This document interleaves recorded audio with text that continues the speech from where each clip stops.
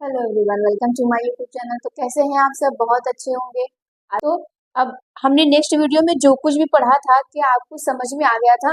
हाँ, बिल्कुल समझ में आया होगा, क्योंकि हमने पढ़ा था संक्रमण तत्व। संक्रमण तत्व ये पूछे जाते हैं, ये बहुत ज्यादा इंपॉर्टेंट है। क्या होता है? तो आप यही बोलते थे कि वो सभी तत्व जिनके डी कक्षक में इलेक्ट्रॉन जो होते थे वो क्या होते हैं? अयुग्मित। अयुग्मित होते थे तो उन्हें हम लोग क्या कहते थे? संक्रमण तत्व। इसका मतलब ये है कि अगर डी कक्षक पूरी तरह से भरा होगा तो वो क्या कहलाएगा? संक्रमण तत्व नहीं कहलाएगा। अगर वो क्या होंगे? अनपेयर्ड होंगे, अयुग्मित होंगे, तो वो संक्रमण तत्व कहलाएंगे। तो इसके लिए फॉर एग्जाम्पल के लिए हम लोग क्या लिए थे? स्कैंडियम ले लिए थे। स्कैंडियम को होता है एटॉमिक नंबर 21 होता है, ठीक। AR क्या होता है? आर्गन 18। फिर यहाँ से करते थे 2 होता था, फिर 3D1, 3D1 करते थे। अब D होते हैं। इस प्रकार से आप लोग छोटे इसमें क्या बनाते थे? ऑर्बिट बनाते थे, ठीक। अब यहाँ पे डी है, डी वाले में एक इलेक्ट्रॉन। अगर आपसे पूछा जाए कि अनपेयर्ड इलेक्ट्रॉन कितने हैं, तो आप बताओगे 1 बताते थे, ठीक। आप 1 भी बताओगे। तो अगर ये पूछा जाए कि ये संक्रमण तत्व है कि नहीं, तो आप बोलोगे है। क्यों? क्योंकि इसमें डी कक्षक में अनपेयर्ड इलेक्ट्रॉन है, पेयर्ड इलेक्ट्रॉन है नहीं। अगर इसी तरह मैं किसी और की बात कर लूं, तो यहाँ पे अगर हम ले लें क्या? Mn ले लें। पिछले में शायद यही सब चीजें आपने पढ़ा था पिछले वीडियो में। अगर हम Mn ले लेते हैं, उसका इलेक्ट्रॉनिक विन्यास करते हैं, तो वो कुछ इस प्रकार से होता है, ठीक। सॉरी, कुछ इस प्रकार से यहाँ पे होता है। अगर फिर से इसका ये बनाया जाए, ठीक, ऑर्बिट बनाइए, इसमें इलेक्ट्रॉन को फिल करिए। अगर हम लोग फिर से इसमें फिल करेंगे तो सिंगल सिंगल सब में इलेक्ट्रॉन होंगे, ठीक। सिंगल सिंगल सब में इलेक्ट्रॉन होंगे, तो इसका मतलब ये है कि ये भी क्या है? अनपेयर्ड है, ठीक। अनपेयर्ड है तो संक्रमण तत्व तो ये भी है और ये भी है। तो संक्रमण तत्व तो कौन नहीं है? अगर मैं बात करूं यहाँ पे Zn की, Zn की बात करूं तो एटॉमिक नंबर क्या होता है? 30 होता है।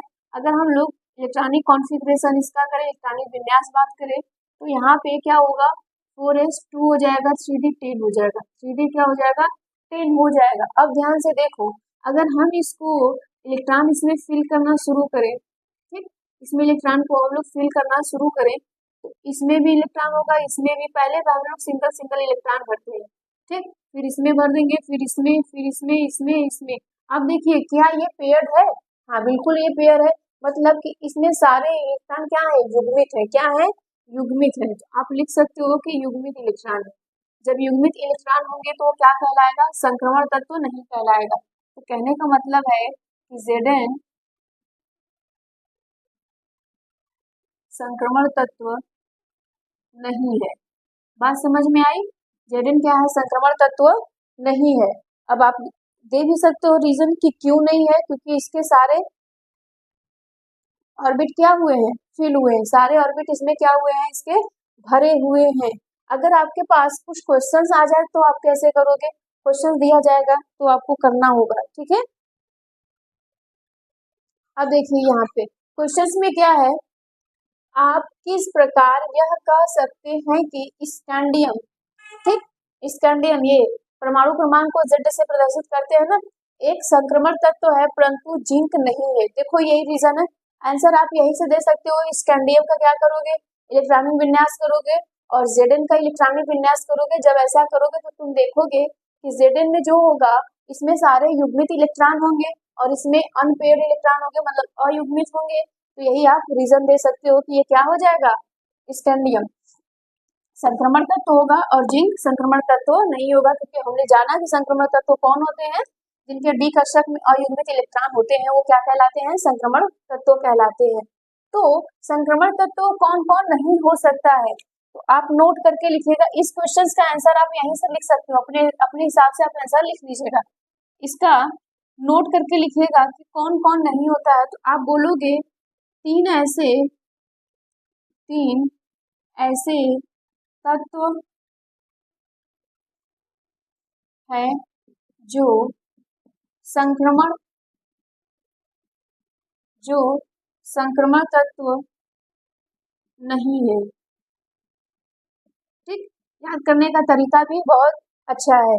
जैसे कब आपका जीवन कब कबाड़ा जैसा बन जाता है? जब कोई विवाह कर लेता है, तब आपका जीवन क्या हो जाता है? कबाड़ा जैसा बन जाता है। आप चाहे कितना भी अच्छा क्यों ना रहिए। तो यहाँ पे लिखेंगे क्या, जिंदगी कबाड़ा, ठीक, जिंदगी कबाड़ा हो गया, ठीक, या हो गई, ठीक, जिंदगी कबाड़ा हो गई। कब होगा ये, अब जिंदगी से कौन आएगा, जेड एन आएगा, कबाड़ा से कौन आ जाता है, के डी, ठीक, और हो गया से एच जी। ये तीन ऐसे हैं जो क्या है, संक्रमण तत्व नहीं है ना। जैसे होता तो और भी होगा, लेकिन ये मोस्ट होते हैं जो आपसे एग्जाम में पूछे जाते हैं। तो इन तीनों को याद रखिएगा, जेडन को, स्कैंडियम को और एचजी को। ये ऐसे हैं जो क्या होते हैं, कबाड़ा, सॉरी, संक्रमण तत्व नहीं होते हैं, ठीक, ये याद रखिएगा। क्यों नहीं होते हैं, क्योंकि इनके डी कक्षक में क्या होते हैं, अयुग्मित इलेक्ट्रॉन नहीं होता। आप लिखोगे इनके डी कक्षक में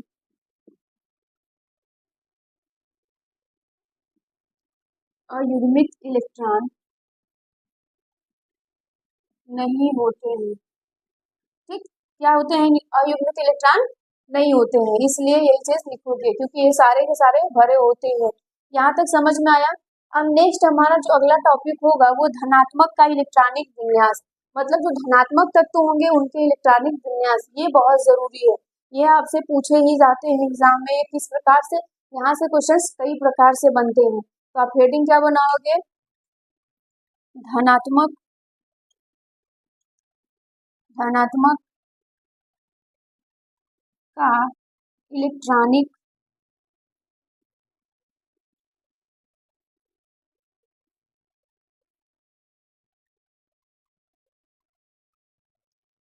इलेक्ट्रॉनिक विन्यास,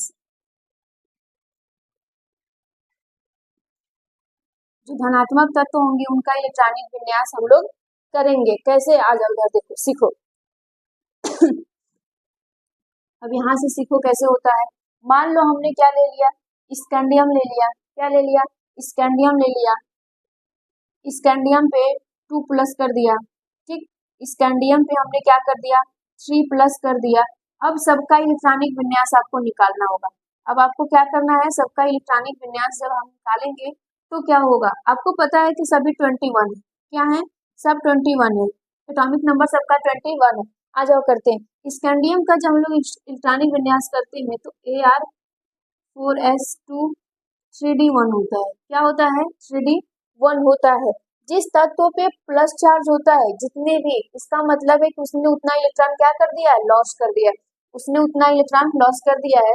अगर आप ध्यान से देखेंगे, स्कैंडियम यहाँ पे 2 इलेक्ट्रॉन को लॉस किया है, स्कैंडियम यहाँ पे क्या किया है, 2 इलेक्ट्रॉन को लॉस किया है।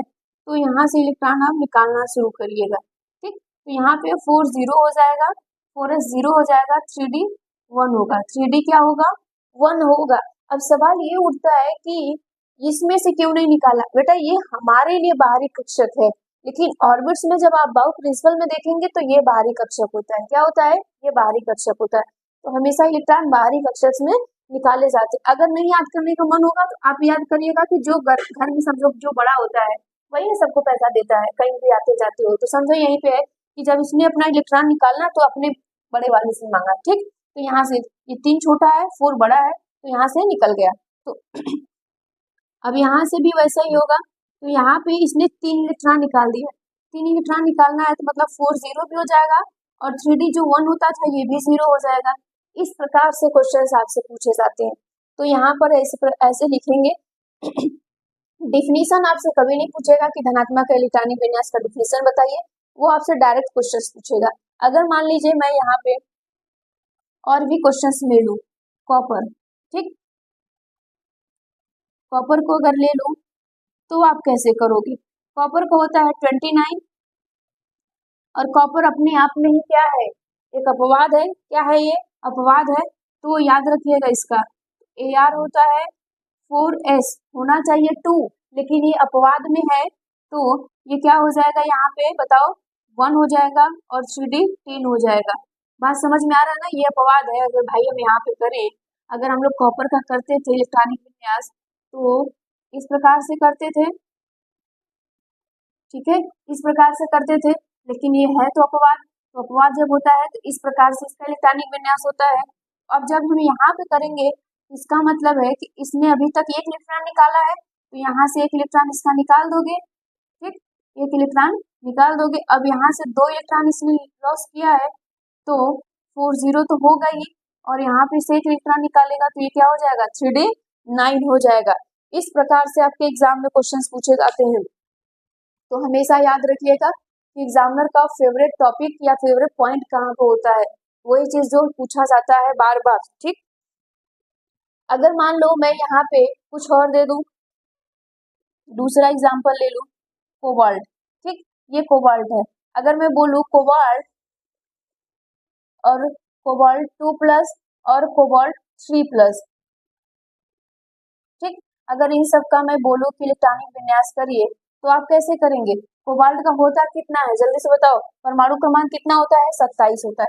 अब देखिए अगर ये सब नहीं आएगा तो फिर बहुत समस्या हो जाएगी, आपको परमाणु क्रमांक याद रखना ही पड़ेगा। ये 27 होता है, तो इलेक्ट्रॉनिक विन्यास जब करेंगे तो AR करेंगे, 4s2 कर देंगे, ये 20 हो गया, बचा 7 हमारे पास, तो 3d में 7 हो जाएगा, 3d क्या हो जाएगा, 7।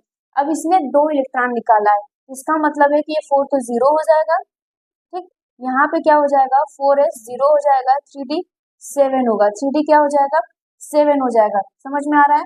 अब इसकी हम लोग बात करें तो यहाँ पे AR कितना हो जाएगा, 4s 0 हो जाएगा, और 3d 6 होगा, 3d 6, क्योंकि 3 इलेक्ट्रॉन निकाला है, तो यहाँ से 2 निकलेगा, यहाँ से 1 निकलेगा। इस प्रकार से होंगे, आप अपने नोट करते रहिएगा कॉपी में, ठीक, ये सारी चीजें, और ये आप खुद से करेंगे। ये नेक्स्ट जो एग्जाम्पल दे रही हूँ ये आप खुद से करेंगे। Mn, ठीक, Mn2+ और Mn3+ और Mn5+, ठीक, ये सारी अपने से आपको खुद से करना होगा। तो यहाँ तक जल्दी से नोट कर लीजिए। ये रहे आपके पास, चलो देखो ये रहे क्वेश्चंस। बोला क्या गया है, निम्नलिखित आयनों में D6 आयन का उदाहरण दीजिए। D6 का मतलब है कि अंतिम इलेक्ट्रॉन कहाँ होने चाहिए, D में होने चाहिए, और 6 इलेक्ट्रॉन होने चाहिए। कितने होने चाहिए, 6 इलेक्ट्रॉन होने चाहिए। अब आपको आना भी चाहिए। देखो अब आयरन, अगर हम लोग यहाँ पे Cu की बात करें, ठीक, Cu की बात करें तो Cu कितना होता है, जल्दी से बताओ कमेंट में, ये कितना होता है, 27 होता है। कोबाल्ट 27 होता है। अगर हम लोग इसका इलेक्ट्रॉनिक विन्यास करते थे तो AR4s2 3d 7 होता है, 3d 7 होता है, और इसने 3+ दे दिया है, 3+ दिया है, मतलब यहाँ पे 3+ दे दिया है, तो यहाँ पे क्या हो जाएगा, AR हो जाएगा, और 4s 0 हो जाएगा, और इसमें से एक इलेक्ट्रॉन निकल जाएगा, इसका मतलब है यहाँ पे 6 आ जाएगा, यहाँ पे 6 आएगा। अब ध्यान से देखो, ये तो अभी फिलहाल के लिए इतना तो सही है, लेकिन हो सकता है कुछ और भी हो, तो आओ इधर सबको देखो एक एक करके, ठीक। यहाँ पे आयरन के ले ले, अगर आयरन 26 होता है तो आयरन 26 होता है, तो यहाँ पे 4s2 हो जाएगा, और इसमें कितना होगा, 3d में कितना होगा, 6 होगा। ऑलरेडी ये भी 6 होगा, लेकिन इसने क्या बोला है, 3 इलेक्ट्रॉन जब निकाल देगा, देखो 3 इलेक्ट्रॉन निकालेगा तो यहाँ से 2 0 निकाल, सॉरी 2 यहाँ से निकालेगा, 1 यहाँ से, तो 5 आ जाएगा, इसमें 5 आ जाएगा, मतलब 3d 5 हो जाएगा। तो इसका मतलब ये तो होगा नहीं। अगर हम लोग निकिल की बात करें तो निकिल का कितना होता है, निकिल का 28 होता है। आ जाओ देखो यहाँ पे, अगर हम लोग निकिल का करें 28 होता है, तो AR कितना हो जाएगा, यहाँ पे 4 हो जाएगा, और यहाँ पे 8 हो जाएगा, ठीक, यहाँ पे 8 हो जाएगा। 3 इलेक्ट्रॉन निकालना है, 3 इलेक्ट्रॉन निकालेगा तो 2 यहाँ से, 1 यहाँ से, तो इसका मतलब है 3d 7 होगा, तो ये भी नहीं होगा। और कॉपर की हम लोग बात करें तो कॉपर तो 29 होता है, कॉपर कितना होता है, 29 होता है। अगर इस प्रकार से इलेक्ट्रॉनिक विन्यास करोगे, ठीक, ये एक्सेप्शन है, तो यहाँ पर 1 हो जाएगा, और यहाँ पे 10 हो जाएगा, एक्सेप्शन है। तो अब 2 इलेक्ट्रॉन बोल रहा है निकालने के, 1 इलेक्ट्रॉन यहाँ से निकलेगा, 1 इलेक्ट्रॉन यहाँ से निकलेगा, तो बचेगा क्या है, 3d 9। इसका मतलब है कि ये तीनों गलत है, ऑप्शन में कौन राइट है, ये, ठीक। इस प्रकार से आपको सॉल्व करने होंगे क्वेश्चंस को।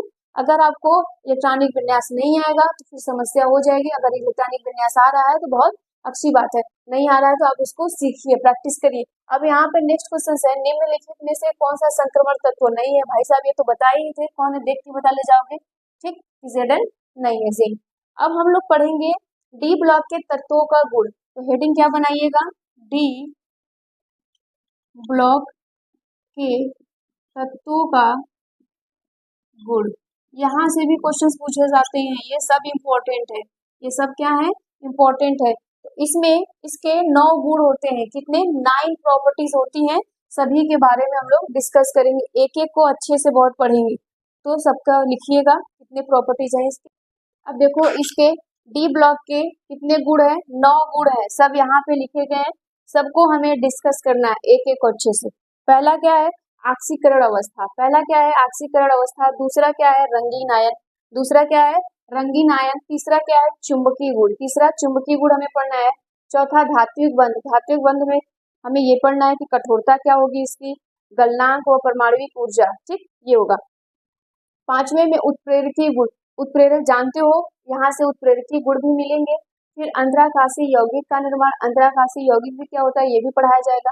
संकलन यौगिक का निर्माण होगा। परमाणु त्रिज्या क्या हो सकती है, मानक, नौवां क्या है मानक इलेक्ट्रोड विभव, नौवां क्या है मानक इलेक्ट्रोड विभव, जो पिछले चैप्टर में ये सब पढ़े थे। तो ये सारी चीजें हैं जो इम्पोर्टेंट है, कुछ पूछे जाते हैं, खास तौर से ये सारी चीजें बहुत ज्यादा पूछी जाती है, ठीक, ये सब है ना, ये सब चीजें बहुत ज्यादा पूछी जाती है, तो आप इन सब चीजों पे ज्यादा फोकस करिएगा। अब नेक्स्ट हेडिंग क्या बनाओगे, नेक्स्ट हेडिंग बनाओगे तुम ऑक्सीकरण अवस्था। अब देखो जरा ध्यान से, ऑक्सीकरण अवस्था में होता क्या है, ऑक्सीकरण अवस्था, ठीक, ऑक्सीकरण अवस्था की हम लोग बात करें, ऑक्सीडेशन स्टेट की बात करें तो हम लोग कैसे निकालते हैं, जैसे फॉर एग्जांपल के लिए हम स्कैंडियम ले लें। अब स्कैंडियम देखो कोई फेवरेट नहीं है, तुम कुछ भी ले सकते हो, यहाँ पे हम ले रहे हैं स्कैंडियम। तो अब यहाँ पे इसका जब हम लोग इलेक्ट्रॉनिक विन्यास करेंगे तो ये होता है सिंपल साइज का, जब इस पे कोई आयंस नहीं है तो यहाँ पे हो जाएगा 3D1 हो जाएगा ये। अगर मान लीजिए स्कैंडियम 3+ हमने ले लिया तब क्या होगा, तो यहाँ पे क्या होगा जल्दी से बताओ, तो यहाँ पे Ar हो जाएगा, 4s 0 हो जाता है, 3D में 0 हो जाता है। ऑक्सीकरण अवस्था कितनी है इसकी, ऑक्सीकरण, ऑक्सीकरण इसका अवस्था कितना है, 3 है। ऑक्सीकरण अवस्था इसका 3 है क्योंकि इसने 3 इलेक्ट्रॉन को अपना क्या किया है, लॉस किया है। तो इसी प्रकार से आपसे पूछे जाएंगे कैसे होता है। कभी कभी हो सकता है कोई यौगिक ही दे दे, जैसे KMnO4 दे दिया, KMnO4 दे दिया, अब आपसे इसमें पूछे कि Mn का ऑक्सीकरण अवस्था बताओ या ऑक्सीडेशन नंबर बताओ कितना होगा। कुछ चीजों का आपको याद रखना पड़ेगा, जैसे मान लीजिए ऑक्सीजन है तो ऑक्सीजन का कितना होता है, -2 होता है ऑक्सीकरण नंबर। सोडियम है, सोडियम का +1 होता है, ठीक, क्लोरीन है, क्लोरीन का -1 होता है, हाइड्रोजन है तो हाइड्रोजन का +1 होता है, ठीक है। Cn ले लो, Cn का -1 होता है।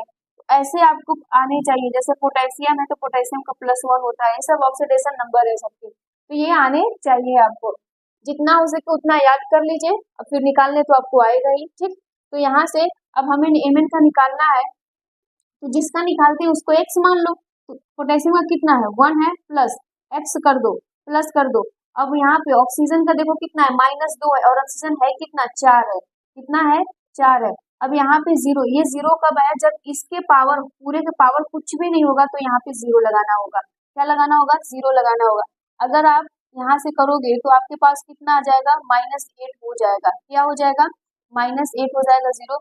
अब यहाँ से तुम माइनस कर दोगे, जब माइनस करोगे x -7 आ जाएगा, तो x बराबर क्या आ जाएगा, +7, क्या आ जाएगा, +7 आ जाएगा, ठीक है।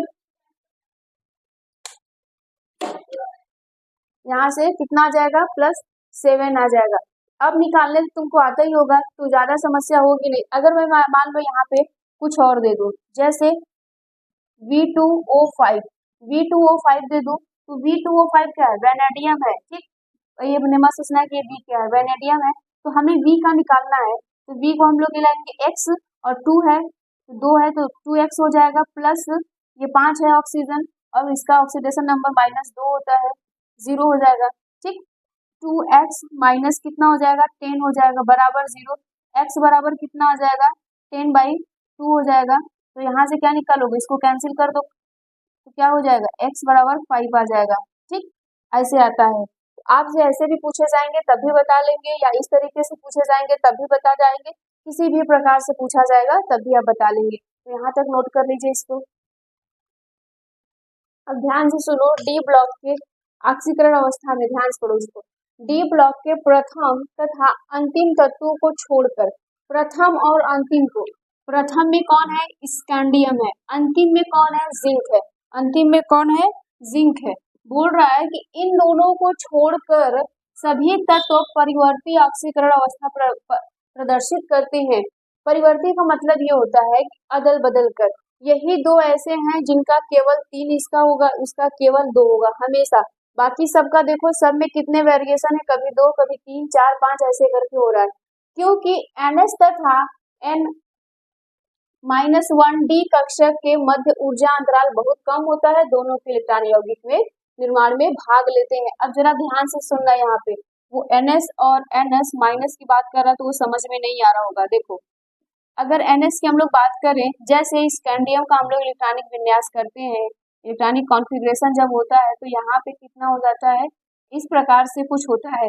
NS का मतलब ये, ठीक, NS का मतलब क्या हो रहा है, ये हो रहा है, तुम कोई भी नंबर ले लो उसकी बात कर रहा है। अगर यहाँ पे हम n की वैल्यू 4 रखें तो ये 4s हो जा रहा है, ठीक।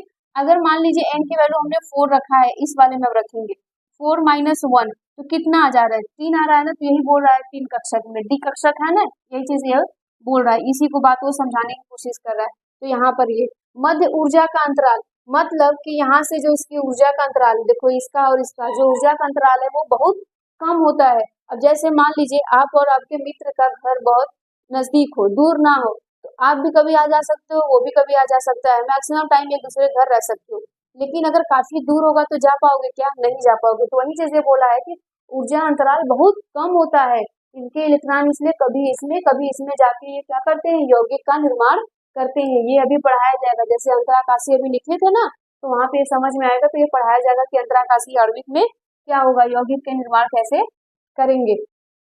अगर आपसे पूछा जाए सबसे ज्यादा कौन परिवर्ती होता है तो मैग्नीशियम, सबसे ज्यादा कौन परिवर्ती होता है, सॉरी मैग्नीज होता है, कौन होता है, मैग्नीज होता है। तो ये सारी चीजें यहाँ तक याद रखिएगा। तो 2 को छोड़कर, स्कैंडियम और जिंक को छोड़कर बाकी सब क्या है, परिवर्ती। अगर आपसे कभी भी पूछा जाए ऑक्सीकरण अवस्था क्या होता है तो ये सारी चीजें आप लिखेंगे यहाँ से। अगर मैं आपसे क्वेश्चंस दूं तो आपको ये रहे आपके पास क्वेश्चंस, ठीक। क्वेश्चंस में है Mn2 में Mn का ऑक्सीकरण अवस्था, ऑक्सीकरण अवस्था क्या होगा, ठीक। ऑक्सीकरण अवस्था क्या होगा ये आपको निकालना होगा। अगर फिर दूसरी बात की जाए K4 है ना, K4FeCN6, CN का हम लिखवाए थे, ये सब निकालना होगा। नहीं आएगा तो प्लीज बताना, लेकिन खुद से करने की कोशिश करो। में Fe का ऑक्सीकरण अवस्था क्या होगा, ठीक, वही चीज है, ऑक्सीकरण अवस्था क्या होगा, ये सारी चीजें यहाँ तक निकालिएगा। अब इम्पोर्टेंट बात ये याद रखिएगा, नोट करके लिखना कि सबसे ज्यादा अस्थाई कौन होंगे, ठीक। ऑक्सीकरण अवस्था तो निकालने सीख लिया, लेकिन इसमें सबसे ज्यादा अस्थाई कौन होंगे, तो अगर आपसे पूछा जाएगा तो आप कुछ इस प्रकार से आंसर दोगे, नोट में लिखना, इन सारी चीजों को बहुत याद रखिएगा। तो D0, D5 तथा D10 मतलब डी पे या तो एक भी इलेक्ट्रॉन ना हो, या तो 5 हो, या तो 10 हो। जब ऐसा होगा ये सभी वाले, ठीक, में जितने भी ये तत्व होंगे, जिसमें भी आएगा तत्व ज्यादा अस्थाई होते हैं, ठीक, अस्थाई होते हैं। ये सारी चीजें बहुत नोट करके लिखना, जिस बात को बोला जाता है नोट करके लिखो, इसका मतलब ये है कि उसको नोट करना ही है। अब यहाँ से अगर मैं पूछूं, जैसे देखो अगर Mn की हम लोग बात करते हैं, Mn की जब हम लोग बात कर रहे थे, इलेक्ट्रॉनिक विन्यास करते हैं तो ये 25 होता है, Ar कितना हो जाता है, 4s2 हो जाता है, और 3D पे कितना आ जाता है, 5 होता है ना, 3D पे 5 होता है। तो इसका मतलब है कि D में 5 इलेक्ट्रॉन, D में कितने इलेक्ट्रॉन, 5। अगर D कक्षक में तुम भरोगे तो सिंगल सब में होगा। और Zn की बात की जाए तो Zn में क्या हो जाता था, D में 10 इलेक्ट्रॉन होते हैं, D में क्या होते हैं, 10 इलेक्ट्रॉन होते हैं। तो ये वही बात कर रहा है कि अगर जिसके अंतिम दिक्कक्षक में क्या हो जाए, या तो 5 इलेक्ट्रॉन हो, या तो 10 हो, या तो 0, अगर ये सब होंगे तो क्या होंगे, अस्थाई होंगे, एकदम अस्थाई होंगे। तो अस्थाई कौन से होंगे, इनको छोड़कर, इन लोगों को छोड़कर जो भी आएगा। लेकिन याद करना है एक्सेप्शन वाले को, क्रोमियम को, जो कॉपर, जो अपवाद में होते हैं, ये इन सबका याद करना पड़ेगा कहाँ तक होगा। तो यहाँ तक इसको नोट कर लीजिएगा। चलो आओ कुछ क्वेश्चन सॉल्व करते हैं। क्वेश्चन में अगर दिया है आपके, ठीक, Zn2 प्लस अस्थाई, Zn2 प्लस अस्थाई है या नहीं, ठीक, आपसे पूछ रहा है कि Zn2 प्लस अस्थाई है या नहीं, बताओ। तो हम लोग अभी क्या देखे थे कि D0, D5 और D10 अगर ये सब होते हैं तो इसका मतलब ये है कि वो अस्थाई है, अगर नहीं है तो अस्थाई नहीं है। अब करते हैं इलेक्ट्रॉनिक विन्यास। इसका क्या होता है, 30 होता है ना। इलेक्ट्रॉनिक विन्यास जब करेंगे हम लोग तो क्या हो जाएगा, इसका 30 होता है। परमाणु क्रमांक क्या होता है, 30 होता है। अब यहाँ से 4s2 हो जाएगा, 3d10 होगा, ठीक। ये तो Zn का है, लेकिन Zn2 प्लस का जब करेंगे तब क्या होगा, Zn2 प्लस का करेंगे तो Ar हो जाएगा, 4s2 हो जाएगा। अब यहाँ से 2 इलेक्ट्रॉन निकालने हैं ना हमें 2 इलेक्ट्रॉन निकालने हैं, तो यहाँ पे 0 आएगा और 3d10 हो जाएगा, 3d10 हो जाएगा। तो इसका मतलब ये है कि हाँ ये अस्थाई है, ये क्या है, अस्थाई है, क्योंकि डी में 10 इलेक्ट्रॉन है। बात समझ में आ रहा है। अगर यहीं पे 3 हो जाता तो नहीं होता, क्योंकि इसमें 9 बच जाता, ठीक। अगर से यहाँ पे कुछ और क्वेश्चन दिए जाए, ये क्वेश्चन देखो पूछे गए हैं तुम्हारे कॉम्पिटिटिव एग्जाम में भी पूछे जाते हैं, बोर्ड में तो पूछा ही जाता है। Ti4 प्लस टाइटेनियम की बात हो रही है, तथा Ti3 प्लस में कौन अधिक अस्थाई है, कौन अधिक अस्थाई है। अब देखो टाइटेनियम का कितना होता है, 22 होता है, टाइटेनियम का 22 होता है। तो जब तुम करोगे इलेक्ट्रॉनिक विन्यास तो कुछ इस प्रकार से करोगे, 3d2 हो जाएगा, क्या हो जाएगा, 3d2 होगा। इस प्रकार से इसका इलेक्ट्रॉनिक विन्यास करोगे। अब यहाँ पे 4 की बात कर रहे हैं, आ जाओ, T4 प्लस की बात कर रहा है। तो इसका मतलब ये है कि ये जब इलेक्ट्रॉन निकालेगा तो 4s भी 0 हो जाएगा और 3d भी 0 होगा, क्या हो जाएगा, 0 हो जाएगा। अगर यहाँ पे टाइटेनियम 3 की बात की जाए, टाइटेनियम 3 की बात की जाएगी तो यहाँ से तो इलेक्ट्रॉन निकलेगा ही, लेकिन इसमें एक इलेक्ट्रॉन बचेगा, इसमें क्या बचेगा, एक इलेक्ट्रॉन बचेगा। और आपसे पूछ रहा है कि कौन अधिक अस्थाई होगा, तो कौन होगा, 0 वाले में। देखो यहाँ पे ये क्या होगा, ये अधिक अस्थाई होगा। इसी प्रकार से आपसे क्वेश्चंस पूछे जाते हैं छोटे छोटे, जो कि इम्पोर्टेंट है। तो एक क्वेश्चन ये और है, ये आपके होमवर्क के लिए, आप इसको करिएगा, नहीं आएगा तो पूछिएगा। कौन अधिक अधिक अस्थाई है, ठीक। अधिक अस्थाई कौन है, ये आपसे ये पूछा जा रहा है। Mn2 प्लस तथा Mn3 प्लस, ठीक। दूसरा आपसे है, इसमें पूछा जा रहा है Ag प्लस तथा Ag2 प्लस। ये है आपके क्वेश्चंस।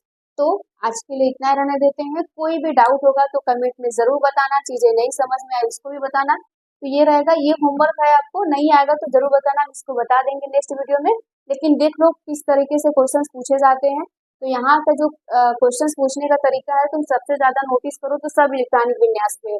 अगर इलेक्ट्रॉनिक विन्यास नहीं आ रहा है तो बहुत समस्या हो जाएगी। तो आप उस पर प्रैक्टिस कर लीजिए कि ये कैसे होगा, ठीक। आज के लिए इतना ही रहने देते हैं। Thank you.